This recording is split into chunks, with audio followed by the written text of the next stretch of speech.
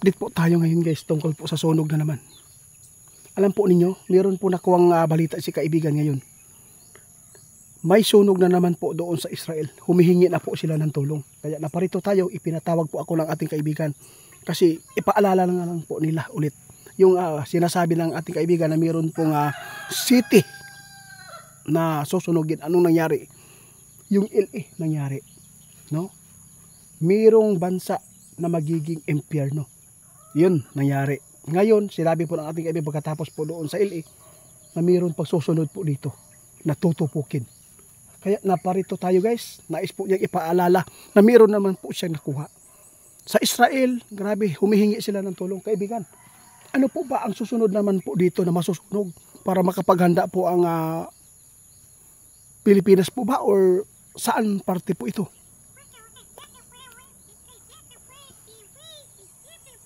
Ito po yung hinuhulaan ni kaibigan, no?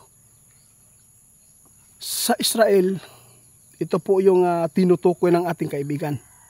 Sa ibang bansa ito, may susunod po daw na magiging impyerno na lugar. Ngunit ang masaklap po dito ngayon guys, meron siyang nakukuha. Sana hindi po ito tatama po dito sa malalaking city dito sa ating bansa. Kaibigan, ano po ba ang nakikita po niyong susunod na naman po dito? Hindi pa nangyari po doon sa Manila, hindi pa nangyari po yung sunog na ganyan po kalaki doon sa ibang bansa. Kasi dito mga squatter lang at saka yung mga factory, paggawaan na po ng mga plastic, yun lang po ang nasusunog, hindi po yung tulad po doon sa ibang bansa. Wala pa po. Ano po ba ang nakuha niyong impormasyon na susunod? Guys, tandaan nyo ang sinabi ng ating kaibigan. Pagkatapos sa Israel guys, mayroon pang susunod po dito. Hindi sa ibang bansa, kundi hindi dito sa atin. No, hindi sa ibang bansa, kundi dito sa atin. Ano po ba ito kaibigan? Yung Kalasangan ba or city? Nako. Hula ng ating kaibigan sa lahat po ng mga bata ninyo dyan. Huwag kayong kampante na palaruin. Maglalaro ang mga anak nyo ng apoy ha. Meron pong hinulaan si kaibigan na meron na pong susunod na city na masusunog. Hindi po natin alam kung kailan ito. Basta ang mga sinasabi ng ating kaibigan noon, matatandaan po ninyo yan sa lahat po na nakapanood yung video natin doon na meron siyang ipinapaabot na susunod po sa LA. Ngayon, ang Israel po, saan pa yung mas malala yung Israel ngayon kasi humihingi sila ng tulong. Ang problema dito, hindi pa po natin naranasan ang sunog dito sa malaking city. Kung meron man, patikim lang yata yan, di ba? Ang natatakutan ng ating kaibigan, meron susunod po daw dito pa sa atin.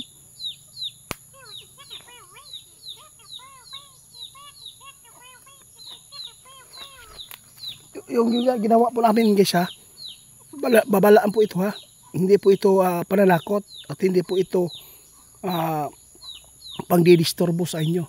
Nais lang namin ipaabot na ang sunog kahit anong oras yan magaganap kung pabayaan natin ang ating mga anak, lalo na sa pag-charge sa mga outlet na sobra-sobra na kaayo kuan baka ng series na lang.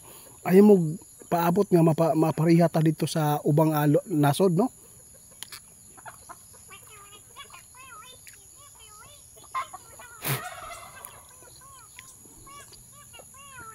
Yun ang problema kaibigan. Yun po ang masaklap dito kapag nangyari po dito sa ating bansa. Yung sunog na yan, sigurado maraming buhay ang mawawala, maraming mga tao nawalan po ng hanap buhay, pagkain, kahit ano na lang po ang mawawala. Kaya dapat kayo guys, hanggat napanood yung video ito, i-share ninyo ni guys, dako kayo nagtabang. Kung kayo man po ay nakatira sa city na malalaki, mag-ingat kayo dahil po mayroon pong hinulaan si kaibigan. Pagkatapos po sa Israel, hindi lang po ito sa Israel magaganap. Kung hindi lang po din dito sa atin. Marami pang mga sunog na magaganap po doon sa ibang bansa din. Pero ang malala lang po dito na hindi pa natin naranasan sa city dito sa atin. Sigurado ang Manila. Guys, ang pasensya na kaibigan kung ang mas maganda po masabi ko sa inyo. Alam po niyo ang mga kabayan po doon, dikit-dikit, no? Kaya delikado. sabi ng ating kaibigan ngayon, no, na hindi sana niya ipabanggit yung Manila gid guys ang mata karon sa ilahang hinulaan, no. Grabe, nakakatakot po itong magaganap. Kaya naibigay po natin itong hula ng ating kaibigan na nakikita po niya sa hinaharap. Dahil po ayaw po niya ng mga bata ninyo na maglalaro po ng mga apoy na ito ay sanhi ng sunog. No? Ang daming mga strawberry dito, kaibigan, mga hinog na. Samis, kumuha ka lang dito ha. Kaya guys, ayaw mo og kabalaka, ayaw mo og banik. Kung ang mga hinulaan ng ating kaibigan nagkakatotoo man, kiniamo ang gipaabot karon, dili man ni panghadlok sa inyo, kundi babala para maingatan nato, para dili madayon ang mga trahedyang ito, aksidente. Kaya hindi po talaga na mutugot ang ato ang amigo na mayroon mga buhay ba na wawasak. Di ba kaibigan? Oo, daghang salamat kaibigan tungod kay napakalaking tulong po ito sa mga tao. Na ito po ay mapapaabot natin na para po ay maingatan at babantayan po nila ang kanilang anak, lalo na mahilig sa mga posporo lighter, magsunog-sunog. Kana yun, ilang bahay po ang tutupukin dito kapag magpabaya tayo. Tandaan nyo guys, ang hula ng ating kaibigan, hindi po, balikan nyo po ako kung hindi ito mangyari. Ha? Kung hindi ito mangyari, kagustuhan ito ng Panginoon. No? Tapos, hinulaan man ni kaibigan karon, mag-ampinggid mo. Kaya ang mata sa iyahang hula, Manila, yung malalaking city talaga. Yung mga squatter area, karandagan kay mga balay.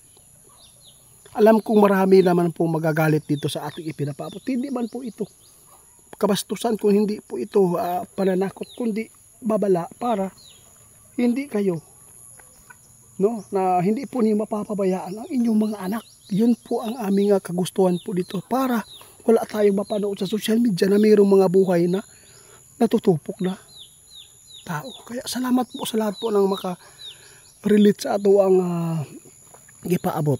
Salamat po. Sana naintindihan po ninyo ang ating mga kaibigan, kasi yun po talaga ang kanilang nakikita lang na hinaharap po na mangyayari. Kaya salamat po sa inyo ang mga pag-watching. Salamat sa mga bago nating subscriber. Salamat po sa mga bago natin na mga nagpa-member sa ating YouTube. Salamat po sa inyo. Mag-ingat po kayo. God bless.